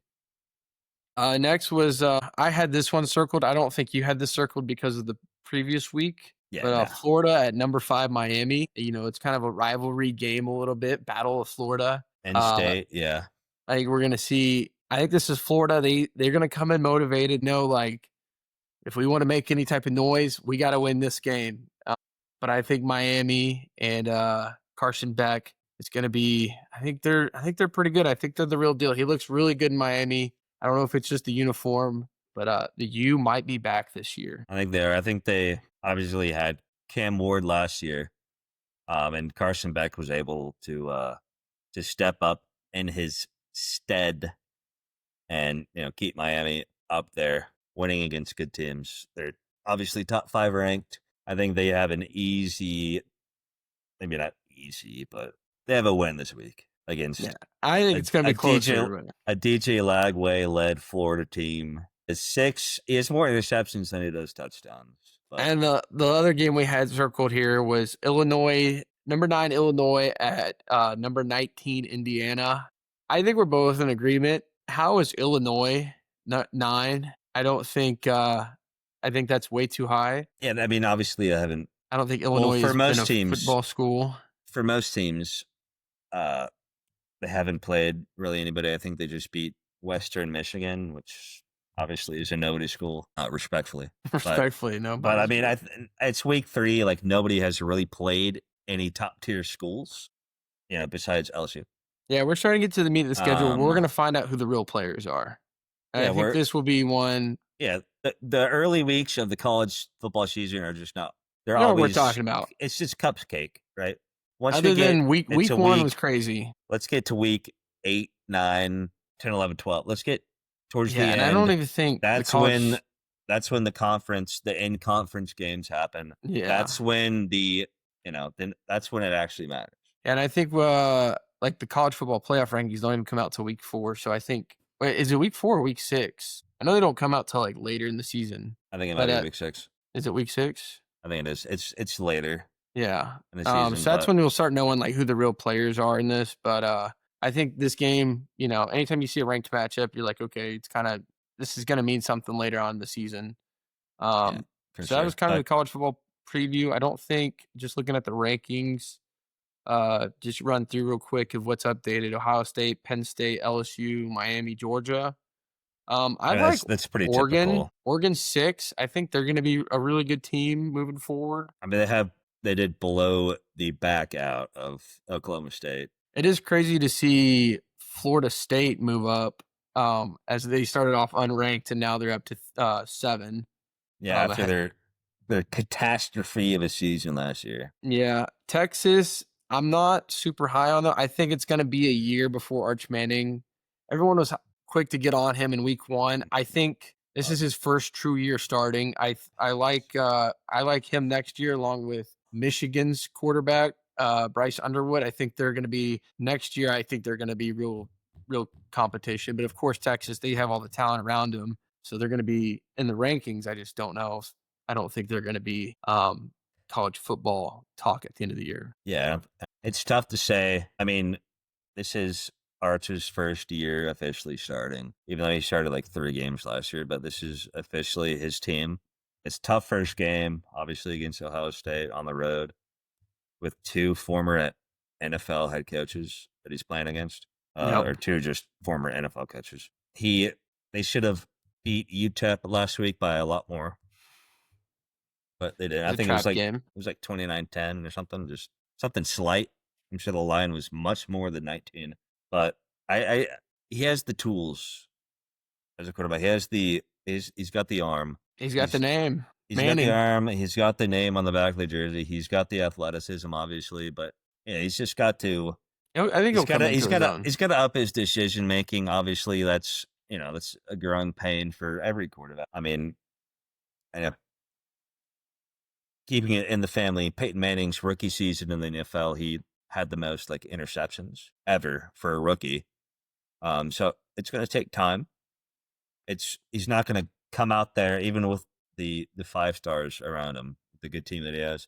He's not going to come out there and be, the best. Lighten it up. Probably. I mean, just like every other quarterback, like Joe Burrow, he was like a third, whatever, 18th string at Ohio State that had to transfer to LSU, played a season, and then season after that got his stuff together. Yeah, and then he finally turned in. He finally, reached his potential and was able, to get drafted. Oh, cool. Obviously, great in the NFL, but so that's our college football preview. Next, we'll kind of just wrap up the show with some baseball. I know we were very football intensive on this first episode, but we do need to talk about a little bit of baseball as October approaches. This is when baseball is actually worth following a little bit. And this is going to be a little biased. This is strictly just going to be a Rangers, Texas Rangers segment. 100%. The Little Rascals have been an issue for the MLB. Michael Hellman, Cody Freeman, Josh Osuna. Names that you would not recognize at all. And as we're recording this, Rangers are playing the Astros, and this is kind of for the silver boot. The series just started today. As we're recording this, it's top of the 5th. Rangers are leading 3-2. They're looking sharp, but this series is going to mean a lot. They're in a battle for wild card. This is pretty much this season for the Rangers, I would say. I mean, they're down 2 games from the Astros in the wild card. This series means a lot. They have great pitchers coming up. They got Leiter, they got Josh Leiter, Mal Carey, Jacob DeGrom pitching. Yeah, so pitching is not going to be an issue. That's like the first time ever as a Rangers fan, right? The pitching has been actually helping a lot. It's the bullpen. The pitching is quite a positive. Bullpen is questionable, obviously, but the way we've been hitting is promising. I'm looking right now. Josh Young has a home run, so if Josh Young can get the bat going, as well as and just like the injuries that have plagued them this season, the fact that we're still in contention, right? It's just Simeon's out. Simeon's out. This is when I feel like Bruce Bochy is at his best, when he can plug and play. Like, he does not like to have a set lineup. Me and Matt went to a game a couple weeks ago. Actually, it was about a week ago, and every inning, it just seemed like someone new was in the game at a different position, and that's what I think Bruce Bochy. That's what he did at the Giants all those years when they were winning. Like he likes to fidget with his lineup, kind of like how me and Matt are with fantasy football, moving guys around that probably shouldn't be.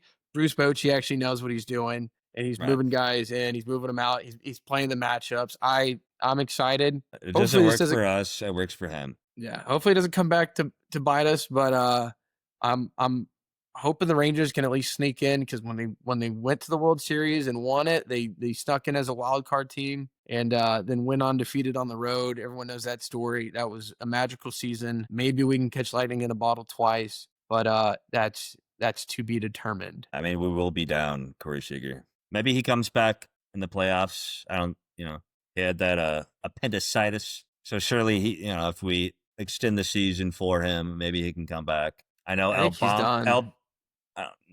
But honestly, I like the way the Little Rascals are playing, dude. I don't know if he comes back to even put him in, because even put him in. Do you mess up the chemistry that we got going on? World Series MVP, probably you put him in. I mean, they got El Bombi back tonight.